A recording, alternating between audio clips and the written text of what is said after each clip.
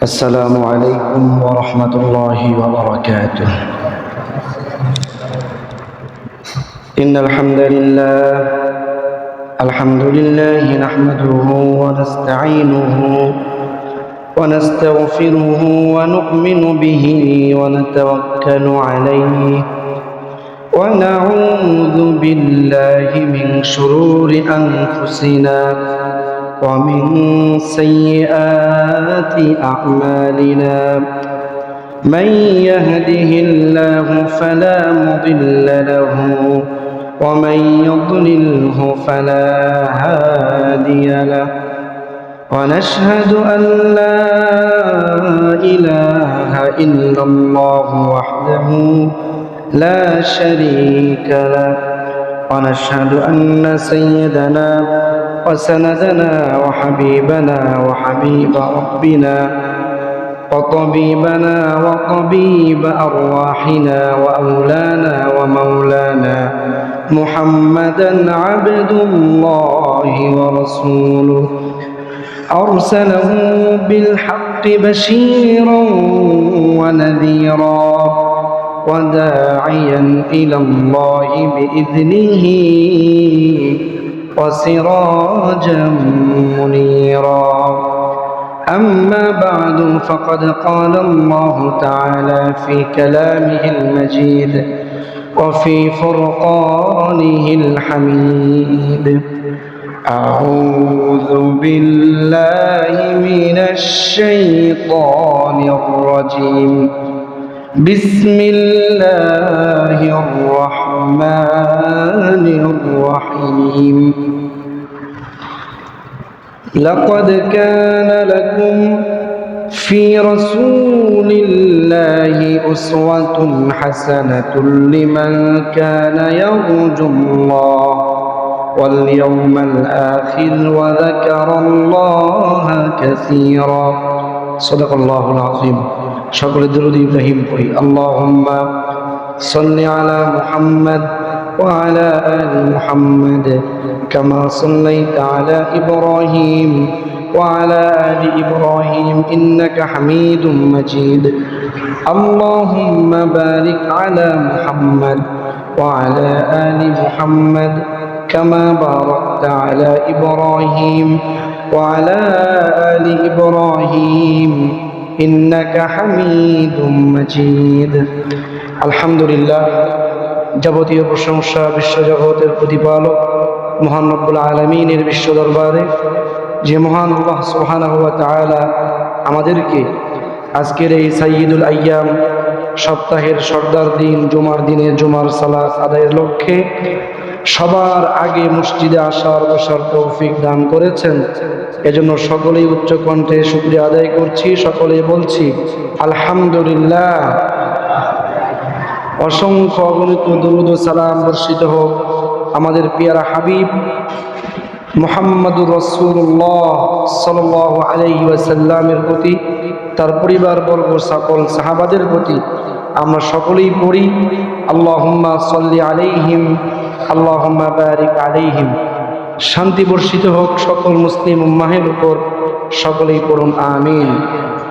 সম্মানিত উপস্থিতি, আশা করছি আপনাদের জানা আছে যে আমাদের আলোচনা চলছিল বিশ্ব মানবতার মুক্তির দূত সাইয়্যিদুল মুরসালিন খাতামুন নবিয়্যিন, আপনার আমার পেয়ারা নবী মুহাম্মদুর রাসূলুল্লাহ সাল্লাল্লাহু আলাইহি ওয়াসাল্লামের জীবনী থেকে তার কিছু অনন্য বৈশিষ্ট্য সম্পর্কে আমরা আলোচনা করছিলাম।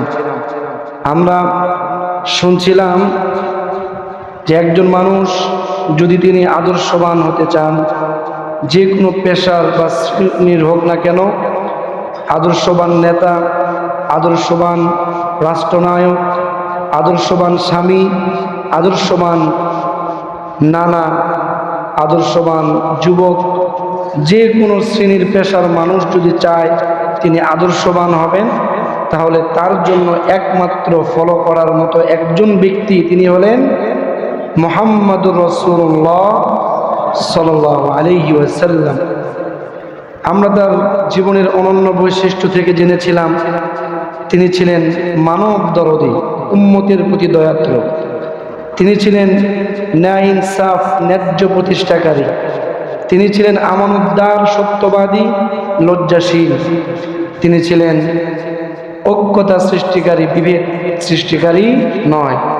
আমরা তার এই আদর্শ এই বৈশিষ্ট্যগুলো আমরা জেনেছিলাম এবং আমরা জেনেছিলাম যারা আখিরাত এবং আল্লাহর সাথে সাক্ষাতের আশা রাখে এবং যারা আল্লাহর অধিক হারে জিকির করে তাদের সম্পর্কে আল্লাহ বলেছেন তাদের জন্য উত্তম আদর্শ রয়েছে।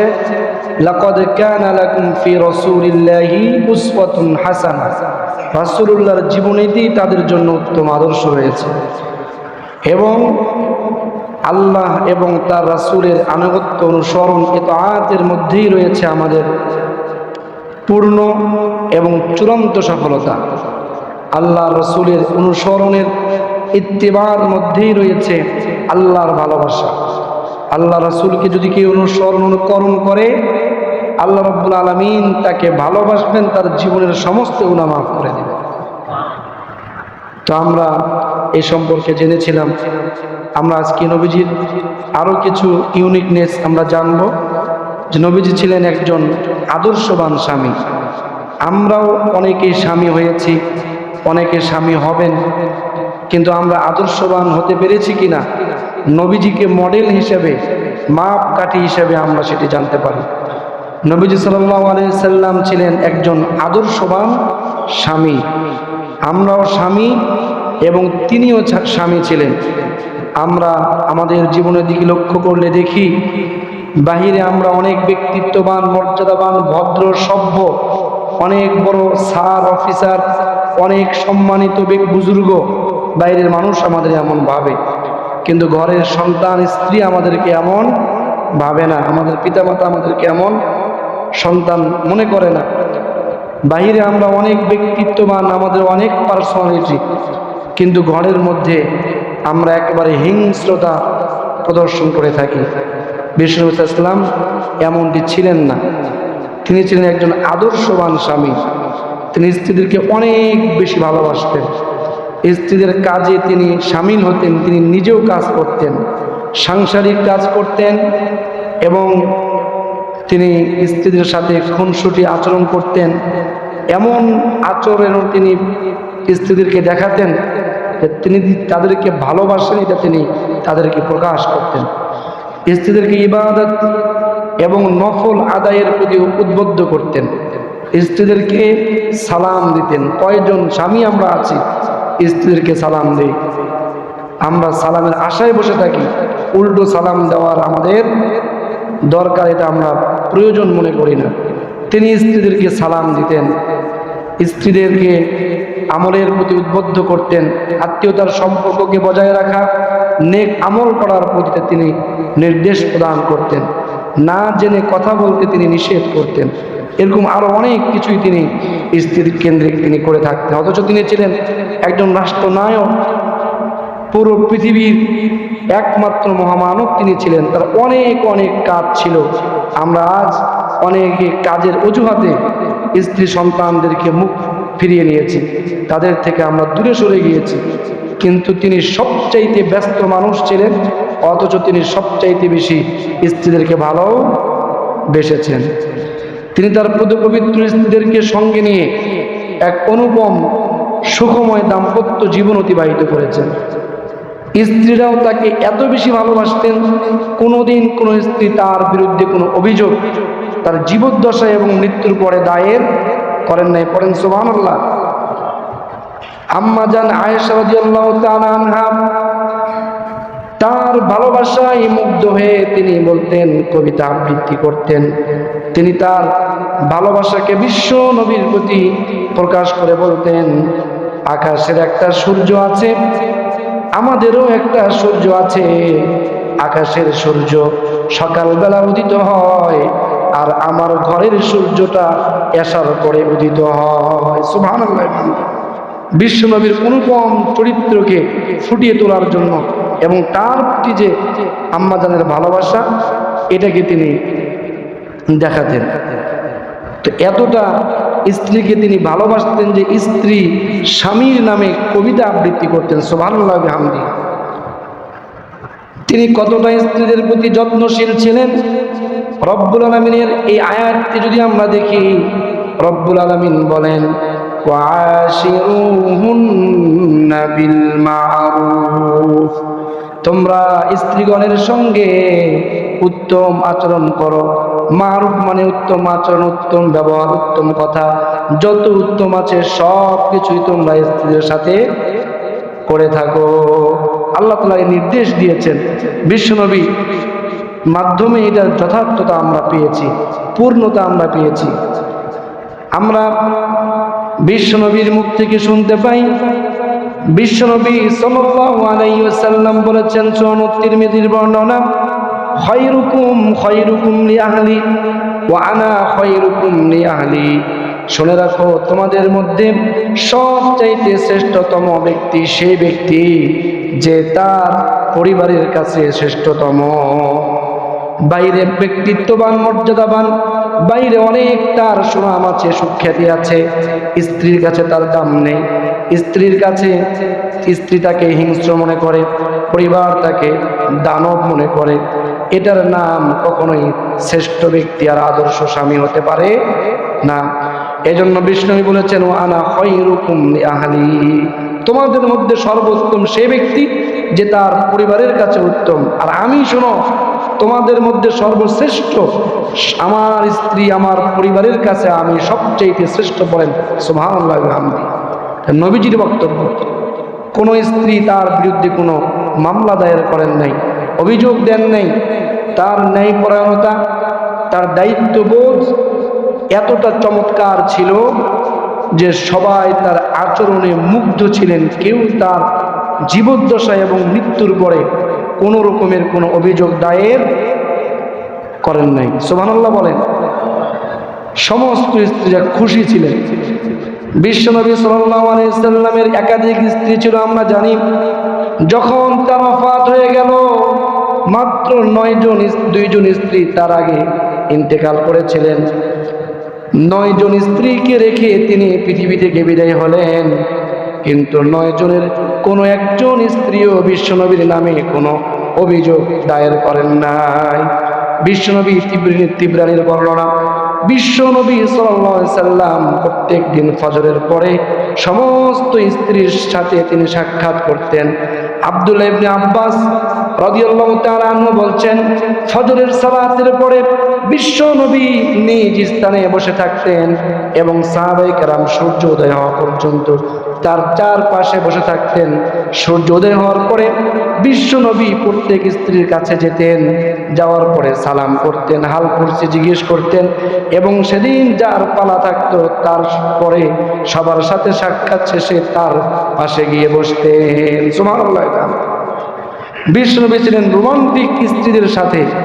আমাদের হাসি, আমাদের রোমান্টিকতা, আমাদের সব ধরনের ভদ্রতা সব কিছু বাইরে হয়, কিন্তু ঘরের ভিতরে গিয়ে আমাদের হিংস্রতা এবং আমাদের অভদ্রতা এর একমাত্র আমাদের পরিবারের লোকরাই জানে। এই জন্য পৃথিবীর সমস্ত মানুষ যদি সাক্ষ্য দেয় যে এই ব্যক্তির পবিত্র, এই ব্যক্তির চরিত্র ফুলের মতো পবিত্র, কোনো কাজে আসবে না। যদি সবাই বিপক্ষে সাক্ষী দেয়, স্ত্রী যদি বলে আমার সাহেব, আমার স্বামী সবচেয়ে ভালো, তার চরিত্র আসলেই ফুলের মতো পবিত্র, পৃথিবীর সমস্ত মানুষ বদনাম করলেও স্ত্রীরটাই গ্রান্টেড হবে। পড়েন সুবহানাল্লাহ গান্ধী। বিশ্বনবী রোমান্টিক ছিলেন। আম্মা জান আয়েশা রাদিয়াল্লাহু তাআলা আনহা বলছেন, বিশ্বনবীর সঙ্গে কোনো এক সফরে আমি ছিলাম। সাবাকতুহু, আবু দাউদের বর্ণনা। নবীজির সঙ্গে আমি দৌড় প্রতিযোগিতা করলাম। দৌড় প্রতিযোগিতায় আমি বিশ্ব নবীর আগে আমি পৌঁছে গেলাম, কারণ আমি ছিলাম তখন চিকন, বিশ্বনবী ছিলেন একটু আমার চেয়ে মোটা, যার কারণে আমি বিজয় হয়ে গেলাম। আবার কোনো এক সময়, অন্য সময় বিশ্ব নবী আর আমি আবার প্রতিযোগিতা শুরু করলাম। এতদিন আমি মোটা হয়ে গিয়েছি, বিশ্ব নবী থেকে আমি একটু মোটা হয়ে গিয়েছি। দুজন মিলে দৌড় প্রতিযোগিতা শুরু করেছি। বিশ্ব নবী আমাকে পিছনে রেখে আমার আগে অগ্রগামী হয়েছেন। নবীজি এবার মুস্কি হেসে বললেন, ও আয়েশা শোনো, হাদিহি তিলকা সাবাকা ওই যে তুমি গতবার বিজয়ী হয়েছিলে এটার আমি প্রতিশোধ নিলাম। সুবহানাল্লাহ। এটা ছিল বিশ্বনবীর স্ত্রীর সাথে স্বামীর কি রোমান্টিক, কি দৃশ্য, কি চমৎকার মনোমুগ্ধকর কি ব্যবহার, এটা ছিল স্ত্রীর সঙ্গে। আবার আম্মা জানা আয়েশা রাদিয়াল্লাহু তাআলা আনহা বলতেন, আমার নবী এমন ছিলেন, তিনি ঘরের কাজ করতেন, ইখিতু সাওবা, নিজের কাপড় নিজে সেলাই করতেন, ইয়াখসিফুনা আলাহু, জুতা ঠিক করতেন, ছাগলের দুধ তিনি দহন করতেন, পড়েন না সুবহানাল্লাহ। এবং তিনি তার ঘরের কাজগুলো এমনভাবে করতেন যেমনিভাবে তোমরা তোমাদের ঘরের কাজগুলো করে থাকো। বিশ্বনবী নিজেই নিজের কাজ করতেন। মুসনাদে আহমদের বর্ণনা এটি, বুখারীর বর্ণনা এসেছে বিশ্বনবী কিভাবে স্ত্রীদেরকে তার ভালোবাসার যে আচরণগুলো প্রকাশ করতেন। বুখারীর বর্ণনা এসেছে নবী সাল্লাল্লাহু আলাইহি ওয়াসাল্লামের স্ত্রী আম্মা জান আয়েশা বলছেন, আমি হাড়ের যেই দিক মুখ লাগিয়ে গোস্ত চিবিয়ে খেতাম, বিশ্বনবী হাড়ের সেই স্থানে মুখ রাখতেন। এর মানে বিশ্বনবী আম্মা জান আয়েশার প্রতি, তার স্ত্রীর প্রতি ভালোবাসা তিনি প্রদর্শন করতেন। আবার তিনি বলেন, আমি যে পাত্রের যেই সাইডে মুখ দিয়ে পানি পান করতাম, আমার নবীও সেই জায়গায় মুখ লাগিয়ে তিনি পানি পান করতেন। সুবহানাল্লাহ। এবং এক পাত্রে আমরা গোসল করতাম, আমার আগে নবীর গোসল শেষ হলে আমি বলতাম, ও নবী আমার জন্য কিছু পানি রাখেন, কিছু পানি রাখেন। এইভাবে তারা তাদের খুনসুটি প্রদর্শন করতেন। এমন ছিলেন বিষ্ণু সাল্লাম। শুধুমাত্র স্ত্রীদেরকে ভালোই বাসেন নাই, স্ত্রীরা যখন অসুস্থ হতেন, বিষণ্ণ মনে ভুগতেন, বিশ্বনবী তাদের পাশে বসতেন। বিশ্বনবী সাল্লাল্লাহু আলাইহি ওয়াসাল্লাম, বুখারীর বর্ণনা, আম্মা জান আয়েশা রাদিয়াল্লাহু তাআলা আনহা বিদায় হজের সময় তিনি মহিলাদের যে মাসিক সমস্যা হয়, প্রতি মাসে যে অসুস্থতা হয়, হায়েজ হয়, আম্মা জান আয়েশা রাদিয়াল্লাহু তাআলা আনহা মাসিক যে অসুস্থতা সেটা শুরু হলো, আম্মা জান আয়েশা কাঁদতে শুরু করলেন। বিশ্বনবী তার প্রিয়তমা স্ত্রী আয়েশা রাদিয়াল্লাহু তাআলা আনহার কাছে এসে বললেন, ও আয়েশা তুমি কাঁদছো কেন? তিনি কাঁদতেই থাকলেন। বিশ্বনবী বুঝতে পারলেন তার প্রিয়তমা স্ত্রীর মাসিক যে সমস্যা সেটা শুরু হয়েছে। বিশ্বনবী তাকে অভয় দিলেন, তাকে প্রসান্ত্বনা দিলেন, ও আমার আয়েশা শোনো, এটা যত বনি আদমের যত কন্যা সন্তান রয়েছে, আল্লাহর পক্ষ থেকেই এই রোগটা নির্ধারণ করা, সবার তো এটা হবেই হবে, এখানে তো কারো কোনো হাত নেই। আয়েশা শোনো, তুমি তোমার তওয়াফ ছাড়া হজের যত রকমের কাজগুলো আছে সমস্ত কাজগুলো তুমি করতে থাকো। আম্মা জান আয়েশাকে প্রসান্ত্বনা দিলেন। আম্মা জান আয়েশা রাদিয়াল্লাহু তাআলা আনহা বলছেন, নবীজির কোনো এক স্ত্রী অসুস্থ হলেন, বুখারীর বর্ণনা এটিও, বিশ্বনবীর কোনো এক স্ত্রী অসুস্থ, আয়েশা রাদিয়াল্লাহু তাআলা আনহা থেকে বর্ণনা, তিনি বলছেন বিশ্বনবী তার পাশে গিয়ে বসে সূরাতুল ফালাক এবং সূরা নাস তেলাওয়াত করলেন। আদর্শ স্বামী কাকে বলে দেখেন, তার পাশে বসে ডান হাত দিয়ে নবীজি তার গা হাত বুলিয়ে দিলেন, ডান হাতটা বুলিয়ে দিলেন। এরপরে বিশ্বনবী দোয়া পড়লেন, আল্লাহুম্মা রাব্বিন নাস আযহিবিল বাস ওয়াশফিহি আনতা শাফি লা শিফা ইল্লা শিফাউক শিফাআন লা ইগাদিরু সাকামা। বিশ্বনবী তার কোন এক স্ত্রীর পাশে, অসুস্থ স্ত্রীর পাশে বসে নাস ফালাক করে ডান হাত দিয়ে তার গায়ে হাত বুলিয়ে দিলেন, স্নেহের হাত বুলিয়ে দিলে আর এই দোয়া পড়তে লাগলেন, আল্লাহুম্মা রাব্বিন নাস, হে আমার প্রতিপালক, মানুষের প্রতিপালক, আপনি এর থেকে সমস্ত বিপদগুলো, দুঃখগুলো, কষ্টগুলোকে দূর করে দিন এবং আপনি তাকে আরোগ্য দান করুন, শেফা দান করুন। ওয়া আনতাশ শাফি, আপনি একমাত্র আরোগ্য দানকারী, আপনি ছাড়া কেউ আরোগ্য দিতে পারে না। আপনি আমার এই স্ত্রীকে এমন আরোগ্য দান করেন যার পরে আর কোনো রোগ হতে পারে না। সুবহানাল্লাহ। স্ত্রীর পাশে বসে অসুস্থ অবস্থায় তার হাত বুলিয়ে দেওয়ার দ্বারা, স্বামীর হাত বুলিয়ে দেওয়ার দ্বারা স্ত্রীর যদি রোগ ভালো নাও হয়, কিন্তু স্ত্রী যে মানসিকভাবে যে প্রশান্তি পায়, এই প্রশান্তিটা আপনার জন্য সে চিরকাল ঋণী হয়ে থাকবে এবং চিরকাল আপনার জন্য জীবন দিয়ে আপনাকে ভালোবাসবে, ঠিক কিনা বলেন? বিশ্বনবী ছিলেন এমন আদর্শবান স্বামী স্ত্রীদেরকে যেমন ভালোবেসেছেন, রোগের সময় পাশে দাঁড়িয়েছেন, সান্ত্বনা দিয়েছেন, দোয়া করেছেন স্ত্রীর জন্য সব সময়, এবং তাদেরকে তিনি আত্মীয়তার সম্পর্ককে রক্ষা করতে সঠিক আকীদা এবং উত্তম আমল, নফল আমল তাদেরকে শিক্ষা দিয়েছেন। সুবহানাল্লাহ বলেন। বিশ্বনবীর স্ত্রী জুয়াইরিয়া রাদিয়াল্লাহু তাআলা আনহা,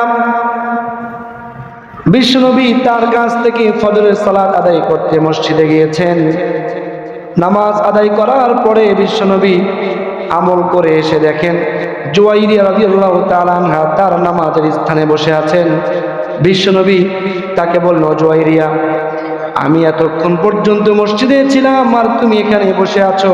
শোনো, তুমি এতক্ষণ পর্যন্ত যা যা আমল করেছো, আমি মাত্র 4টি বাক্য 3 বার পড়েছি।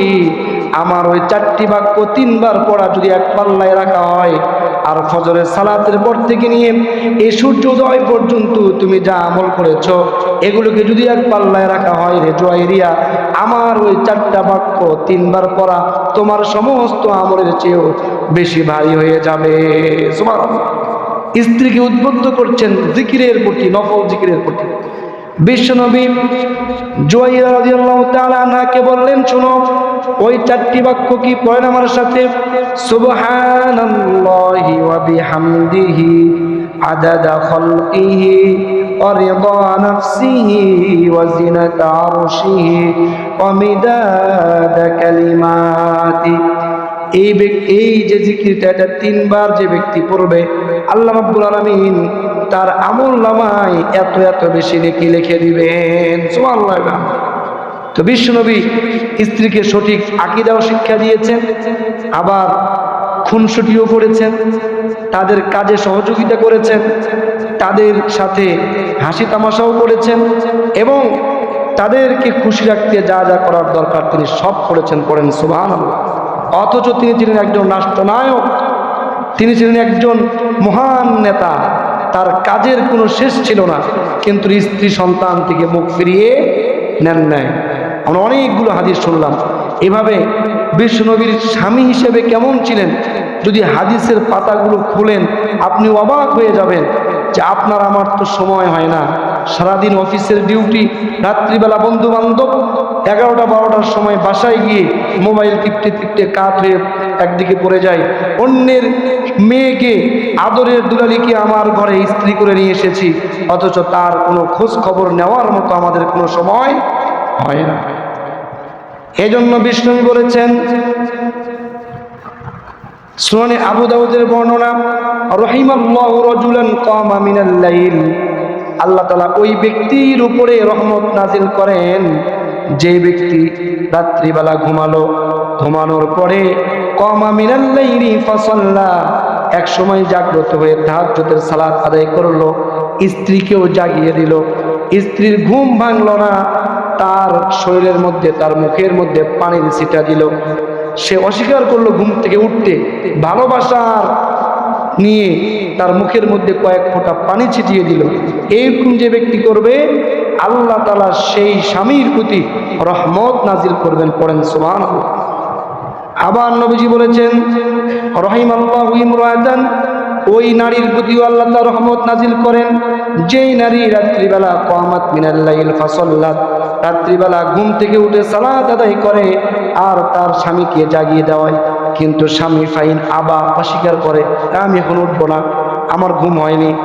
স্ত্রী আস্তে করে ভালোবাসা নিয়ে মুখের মধ্যে একটু পানি ছিটিয়ে দেয়।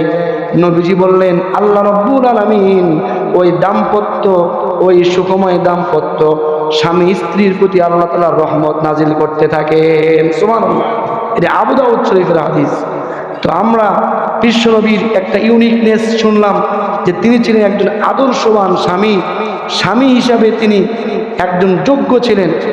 তিনি ছিলেন দাওয়াতের ময়দানে যেমন যোগ্য, জিহাদের ময়দানে যেমন তিনি ছিলেন মুজাহিদ, তিনি যেমন রাষ্ট্র পরিচালনায় ছিলেন মহান নায়ক, ঠিক তেমনইভাবে পুরো পৃথিবীতে তিনি চিঠির মাধ্যমে দাওয়াত দিয়েছেন।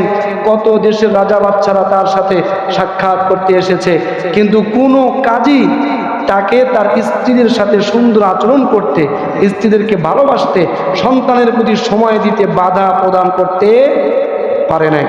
তাহলে এতগুলো হাদিস এবং আয়াতের মাধ্যমে যে মেসেজটা আমরা পাচ্ছি সেটি হলো আমাদেরকে নবীজির এই যে আদর্শবান স্বামী, তিনি এই আদর্শবান স্বামী হওয়া, এই গুণটাকে আমাদের অর্জন করার দরকার আছে নাকি নাই? স্ত্রীদের অসুখ বিসুখ, সুখে দুঃখে সর্ব অবস্থায় তাদের পাশে থাকার দরকার আছে না নাই? নাকি একটু রোগ হলে যা তোর বাপের বাড়ি ঠিক করে পরে আয়, এরকম করা যাবে না? তাদের সুখ দুঃখ শুনতে হবে, তাদের পাশে বসতে হবে, তাদেরকে আপনার সমস্ত কিছু উজাড় করে দিতে হবে, যাতে করে স্ত্রী সব কিছু আপনার কানে বলতে পারে, ভয় না পায়, সাহস পায়, সব কিছু যেন আপনাকে খুলে বলে। কারণ তিনিও একজন বাবার মেয়ে, তিনিও একজন মায়ের সন্তান। আপনার কাছে বাবা মার আত্মীয় স্বজনের সমস্ত ভালোবাসা ছেড়ে আপনার আমার কাছে এসেছে। এজন্য আমাদেরকে আদর্শবান হতে হবে। বিশ্বনবীর আরেকটি ইউনিকনেস বা আরেকটি অনন্য বৈশিষ্ট্য ছিল, তিনি ছিলেন যেমনইভাবে আদর্শবান স্বামী, তেমনই ছিলেন আদর্শবান বাবা। আমরা জন্ম দেওয়াকে বাহাদুরি মনে করি, জন্ম দিয়েছি আমার 4টা সন্তান 5টা সন্তান, অনেক বড়, নিজেকে বাহাদুর ভাবি। সন্তান জন্ম দিয়ে রেখে দিয়েছি, কোথায় যায়, কোথায় খায়, কি করে না করে, দিন শিক্ষা নাই, তার ভেতরে কোনো ন্যায় প্রবণতা নেই, বদমাইশি দুষ্টেমি ছাড়া কিচ্ছু নাই। এগুলোর কোনো ধার আমরা ধারি না। সকালবেলা ঘুম থেকে উঠে যাই, রাত্রে এসে ঘুমাই। সন্তান কি করলো না করলো, কাজের বুয়া দিয়ে সন্তানকে মানুষ করাই। আমার নবী, মনে রাখবেন, আমাদের নবী, আপনি যতই ব্যস্ততা দেখেন, আমার নবীর মতো, সাহাবায়ে কেরামের মতো এবং আদর্শবান যারা ওলামায়ে কেরাম, যুবক যারা রয়েছেন, তাদের থেকে আমরা অত বেশি ব্যস্ত না, ঠিক কিনা বলেন? বিশ্বনবী কেমন আদর্শবান বাবা ছিলেন দেখেন। সন্তানকে ভালোবাসতেন। ফাতেমা রাদিয়াল্লাহু তাআলা আনহাকে সকাল বিকাল তার সাথে সাক্ষাৎ করতেন। ফাতেমা রাদিয়াল্লাহু তাআলা আনহা যখন বিশ্বনবীর কাছে আসতেন, বিশ্বনবী তাকে সালাম দিতেন, তিনিও তাকে সালাম দিতেন। ঘরের দরজায় গেটে যখন পা দিতেন, বিশ্বনবী বাবা নিজে দাঁড়িয়ে যেতেন ফাতেমাকে ঘরে অভ্যর্থনা জানানোর জন্য। সুবহানাল্লাহ! বাবা কাকে বলে দেখেন। শুধু তাই নয়, ফাতেমা রাদিয়াল্লাহু তাআলা আনহাকে বুকে জড়িয়ে নিয়ে তার হাতে কপালে বিশ্বনবী তিনি চুমু খেতেন এবং তাকে পাশে বসিয়ে কোথাও যদি যেতেন, বিশ্বনবী তার কাছে গিয়ে আগে দেখা করতেন। কোনো সফর থেকে যখন ফিরে আসতেন, আবার এসে ফাতেমার সাথে বিশ্বনবীজি দেখা করতেন। এটা হলেন বাবা। আর বলে দেয় যে তোর যদি এবার ছেলে না হয়, তা তোর ভাত আর আমার বাড়িতে নাই। এমন কুলাঙ্গার স্বামী আছে না নাই? কুলাঙ্গার বাবা আছে না নাই? এরা বিশ্বনবীর, যদি এদেরকে বিসমিল্লাহ আলা মিল্লাতি রাসূলুল্লাহ যতই পড়ে এদেরকে কবর দেন, কোনো লাভ নাই। আর নবীজির মিল্লাত থেকে অনেক দূরে। কারণ নবী ইসলাম মেয়েদের ব্যাপারে যে সুসংবাদ দিয়েছেন, ছেলেদের ব্যাপারে যে সুসংবাদ দেন নাই। নবী ইসলাম বুখারীর বর্ণনা, সন্তানদের সাথে খুনসুটি করতেন, ভালোবাসা দেখাতেন, তাদেরকে হাসি খুশি উৎফুল্ল রাখতেন। ফাতেমা রাদিয়াল্লাহু তাআলা আনহা, আম্মা জান আয়েশা রাদিয়াল্লাহু তাআলা আনহা থেকে বর্ণিত বুখারীর হাদিস, ফাতেমা রাদিয়াল্লাহু তাআলা আনহা বিশ্বনবীর কাছে হেঁটে হেঁটে আসছেন। আয়েশা রাদিয়াল্লাহু তাআলা আনহা বলছেন, ফাতেমার হাঁটা আর আমার নবীর হাঁটা একরকম ছিল, একেবারে অবিকল ছিল, দেখতে একরকম লাগতো। যখন নবীজির কাছে ফাতেমা আসলেন, বিশ্বনবী তাকে ডান পাশে অথবা বাম পাশে বসিয়ে কানে কানে কি যেন বললেন। ফাতেমা হাউ মাউ করে কেঁদে ফেললেন। আমি শুধু দেখছি। কিছুক্ষণ পরে ভিন্ন কানে আরেকটি কি যেন বললেন। ফাতেমা রাদিয়াল্লাহু তাআলা আনহা আবার হেসে ফেললেন। আমি ফাতেমাকে জিজ্ঞেস করলাম, কি ব্যাপার, এমন দৃশ্য তো আমি কখনো দেখি নাই, এখনই হাসলা আবার এখনই কাঁদলা। তখন ফাতেমা রাদিয়াল্লাহু তাআলা আনহা বললেন, এটা বলা যাবে না, আমার বাবা যেটা আমাকে গোপনে বলেছে এটা আমি প্রকাশ করতে পারবো না। হাদিস বুখারী। এরপরে 1 বছর পর বিশ্বনবীর ওফাত হয়ে যায়। বিশ্বনবীর ইন্তেকালের পরে আম্মা জান আয়েশা ওই কথাকে মনে রেখেছিলেন। ফাতেমা রাদিয়াল্লাহু তাআলা আনহাকে জিজ্ঞেস করলেন, বলো দেখি এবার কেন সেদিন আপনি কেঁদেছিলেন আর হেসেছিলেন? তিনি তখন বললেন, প্রথম আমি কেঁদেছিলাম, আমার বাবা আমার কানে কানে বলেছিলেন, প্রত্যেকবার জিবরিল আমিন আমাকে একবার করে কোরআন তেলাওয়াত করে শোনায়। এবার জিবরিল আলাইহিস সালাম রমজানে আমাকে একবার নয় 2 বার আমাকে কোরআন তেলাওয়াত করে শুনিয়েছে। ও আমার কলিজার টুকরা মেয়ে, শোনো, আমার মনে হচ্ছে সময় চলে এসেছে, আমার সময় মনে আর সামনে নেই, এই বছরের মধ্যেই মনে হয় আমাকে বিদায় নিতে হবে। এই জন্য জিবরিল আলাইহিস সালাম আমাকে 2 বার কোরআন তেলাওয়াত করে শুনিয়েছেন। আর তুমি শুনে রাখো, আমার পরে আমার পরিবারের মধ্য থেকে সর্বপ্রথম তুমি আমার সাথে সাক্ষাৎ করবা। ফাতেমা রাদিয়াল্লাহু তাআলা আনহা বললেন, তখন আমি কেঁদেছিলাম আর হেসেছিলাম। তিনি আমাকে ভিন্ন কানে বললেন যে, শোনো ফাতেমা, তুমি কাঁদছো, তুমি কি এতে খুশি নও যে তুমি হবে জান্নাতি সকল নারীদের সর্দারিনী? পড়েন সুবহানাল্লাহ। তখন আমি খুশিতে হেসে দিয়েছিলাম। তো বিশ্বনবী তার সন্তানদেরকে হাসাতেন, তাদের কাছে মনের কথা খুলে বলতেন। শুধু তাই নয়, শুধু ভালোই বাসতেন না, এদেরকে দ্বীনও শিক্ষা দিতেন। সুনানে আবু দাউদের বর্ণনা, এটা প্রসিদ্ধ হাদিস, আমরা জানি ফাতেমা রাদিয়াল্লাহু তাআলা আনহা এক যুদ্ধলব্ধ সম্পদ, নবী সাল্লাল্লাহু আলাইহি ওয়াসাল্লাম অনেকগুলো গোলাম পেলেন, গনিমত হিসেবে অনেকগুলো দাস পেলেন। আলী রাদিয়াল্লাহু তাআলা আনহু তার স্ত্রী ফাতেমাকে শিখিয়ে দিলেন যে তুমি তোমার বাবার কাছে গিয়ে বলো, আমাদের একটা চাকর দরকার, একটা দাস গোলাম দরকার। তুমি তো চাক্কি ঘুরাতে ঘুরাতে তোমার হাতে ফোসকা পড়ে গিয়েছে। তখন ফাতেমা রাদিয়াল্লাহু তাআলা আনহা নবীজির কাছে গেলেন, গিয়ে দেখলেন যে নবীজি কাজে ব্যস্ত, তিনি কিছু না বলে চলে আসলেন। পরের দিন আবার গেলেন আলী রাদিয়াল্লাহু তাআলা আনহু সহকারে। এটা সুনানে আবু দাউদের বর্ণনা। যাওয়ার পরে বলছেন নবীজি, ফাতেমা তুমি কি কিছু বলবে, তোমার কোনো প্রয়োজন আছে? তিনি কিছুই বললেন না, লজ্জাতে শরমে। আলী রাদিয়াল্লাহু তাআলা আনহু বললেন, ইয়া রাসূলুল্লাহ, ফাতেমার তো কাজ করতে করতে চাক্কি ঘুরাতে ঘুরাতে হাতের মধ্যে ফোসকা পড়ে গিয়েছে, কূপ থেকে পানি উঠাতে উঠাতে বুক ব্যথা হয়ে গিয়েছে, ঘর ঝাড়ু দিতে দিতে কাপড়গুলো ময়লা হয়ে যায়। এজন্য আমরা ভেবেছিলাম আপনি যদি একটা গোলাম আমাদেরকে দেন তাহলে আমাদের কাজগুলো করা সহজ হয়ে যেত। বিশ্বনবী তার কলিজার টুকরা মেয়েকে লক্ষ্য করে বললেন, ও আমার কলিজার টুকরা ফাতেমা, শোনো, ইত্তাকিল্লাহ। এক নম্বর বলেন আল্লাহকে ভয় করো, দুই নম্বরে বললেন তুমি তোমার প্রতিপালকের ইবাদত করো, আর তিন নম্বরে বললেন নিজের ঘরের কাজ আমার মেয়ে তুমি নিজেই করতে থাকো। সুবহানাল্লাহ। এরপর একটা আমল শিখিয়ে দিলেন, যখন ঘুমাবে তখন 33 বার বলবে সুবহানাল্লাহ, 33 বার বলবে আলহামদুলিল্লাহ, আর 33 বার বলবে আল্লাহু আকবার। এটা অন্য হাদিসে বুখারীর বর্ণনা এসেছে 33 শেষে গিয়ে আল্লাহু আকবার 34 অথবা লা ইলাহা ইল্লাল্লাহু ওয়াহদাহু লা শারীকা লাহু যেটা আছে এটা পড়া। তো এটা পড়ার পর নবীজি বললেন, যদি তুমি আমলটি করো, তুমি যে গোলাম চাইতে এসেছো, এই গোলামের চাওয়ার চেয়ে, এই গোলামের চেয়েও এটা তোমার কাছে অনেক বেশি ফজিলতপূর্ণ, অনেক বেশি পাওয়ারফুল। পড়েন সুবহানাল্লাহ। এর মানে নবীজি শুধুমাত্র সন্তানদেরকে ভালোবাসেন নাই, তাদেরকে দ্বীন শিক্ষাও দিয়েছেন। শুধু তাই নয়, ফাতেমা রাদিয়াল্লাহু তাআলা আনহাকে বিষ্ণু বলছেন, তোমার কি হলো, তুমি কেন সকাল সন্ধ্যায় এই জিকিরটা করছো না?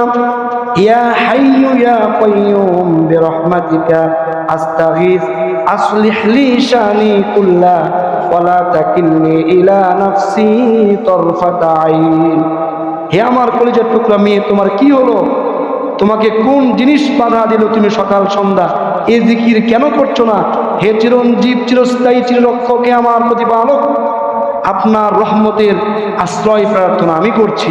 আমার সমস্ত কাজগুলোকে আপনি সুষমভাবে সমাধা করে দেন এবং আমার কোনো কাজের দায়িত্ব আপনি আমার উপরে, আমার একার উপরে চাপিয়ে দিয়েন না। চাপিয়ে দিলে আমি কোনো কাজ করতে পারবো না। নবীজি কেমন বাবা, সন্তানকে শিক্ষা দিচ্ছেন এগুলো। তিনি আদর্শবান বাবা ছিলেন। বাবা হিসেবে তিনি কেমন ছিলেন, এই হাদিসগুলো যদি আমরা বলা শুরু করি, মানে এত হাদিস এসেছে তার সম্পর্কে তিনি বাবা হিসেবে কেমন ছিলেন, আপনার চোখ দিয়ে পানি বের হবে যে তিনি কেমন বাবা ছিলেন আর আমরা কেমন বাবা। সন্তানের দ্বীন শিক্ষার কোনো খোঁজ খবর নেই, সন্তান কার সাথে ঘুরে, কার সাথে যায়, কোথায় যায়, কি করে, এগুলোর কোনো বালাই নেই। বিশ্বনবী সন্তানদেরকে ছোট থেকেই দ্বীনের প্রতি উদ্বুদ্ধ করেছেন। সংক্ষেপে শেষ করছি, বিশ্বনবী ইসলাম যেমনিভাবে আদর্শবান স্বামী ছিলেন, আদর্শবান বাবা, ঠিক তেমনিভাবে তিনি আদর্শবান নানাও ছিলেন। সুবহানাল্লাহ বলেন। তার কোলে হাসান হুসাইন পেশাব করে দিতেন, তিনি কোনো বাধা দিতেন না।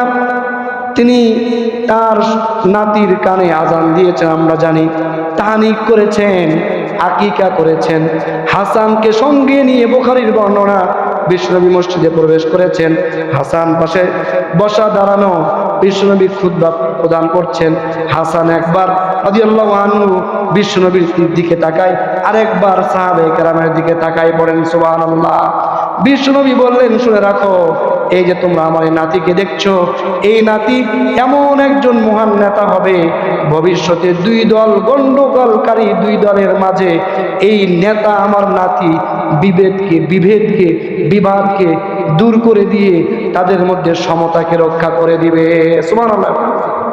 আবার বিশ্ব ইসলামের এক কাঁধে হাসান, আরেক কাঁধে হুসাইন রাদিয়াল্লাহু তাআলা আনহুমা। বিষ্ণুনবী একবার হাসানকে চুমু খায়, একবার হুসাইনকে চুমা খায়। আদর্শবান নানা, এর নাম হলো আদর্শবান নানা, যে ভয়ে নানার কাছে নাতি যায়ই না, এটার নাম আদর্শবান নানা নয়। তো আদর্শবান নানা চুমু খাচ্ছেন দুইজনকে না, এটি হচ্ছে ইবনে মাজার বর্ণনা। তখন একজন সাহাবী বলছে, রাসূলুল্লাহ আপনি কি দুইজনকে ভালোবাসেন? বলছে, হ্যাঁ আমি দুজনকে ভালোবাসি। এবং মান আহাব্বাল হাসান আল হুসাইন, হাসান হুসাইনকে যে ভালোবাসবে সে আমাকে ভালোবাসলো। আর এই দুজনের প্রতি যা রাগ প্রদর্শন করবে, রাগ দেখাবে, সে কেমন জানি আমার প্রতি রাগ দেখালো। পরে নাউযুবিল্লাহি মিন যালিক। এই জন্য হাসান হুসাইনের ভালোবাসা মানে নবীকে ভালোবাসা, তাদের প্রতি রাগ দেখানো মানে নবীকে রাগ দেখানো। এটা ইবনে মাজার সহিহ বর্ণনা। তো নবী সাল্লাল্লাহু আলাইহি ওয়াসাল্লাম ছিলেন এমন আদর্শবান নানা, তিনি নিজেকে উজাড় করে দিয়েছেন নাতিদের জন্য। এমন তিনি আদর্শবান শ্বশুর ছিলেন। তিনি সন্তানদেরকে, তার জামাইকে বলেছেন, বুখারীর বর্ণনা, ফাতেমা এবং আলী রাদিয়াল্লাহু তাআলা আনহুমা, এদেরকে বলছেন, আলা তুসাল্লিয়ান, ঘুমানোর আগে তোমরা কি তাহাজ্জুদ সালাত করবা না? আলী রাদিয়াল্লাহু তাআলা আনহু বলছেন যে আমাদের জীবন তো আল্লাহর হাতে, আল্লাহ যদি আমাদেরকে জেগে উঠায় তাহলে আমরা তো জাগবো।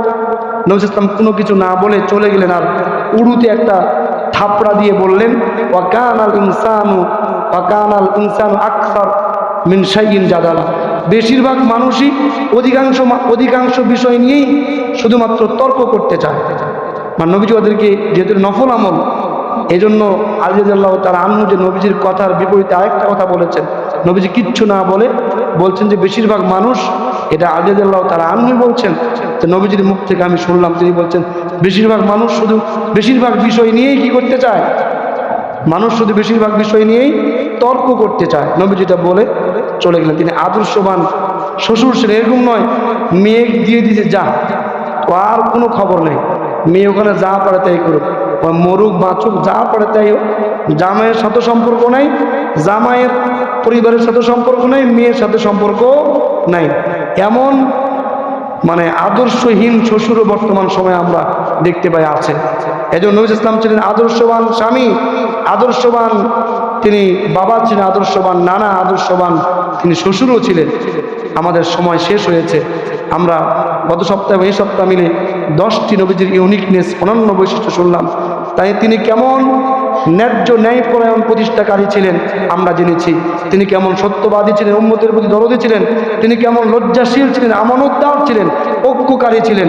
তিনি কেমন আদর্শবান স্বামী, আদর্শবান বাবা, আদর্শবান নানা, আদর্শবান তিনি কেমন নেতা ছিলেন, আমরা এগুলো জেনেছি। এবং তিনি কেমন আদর্শবান শ্বশুর ছিলেন সেটিও আমরা সংক্ষেপে জানলাম। বাকি আলোচনা আমরা ইনশাল্লাহ আগামী জুমায় জানবো। যারা আমরা সুন্নত করি না সুন্নত করি। বা আখিরু দাওয়ানা আলহামদুলিল্লাহ।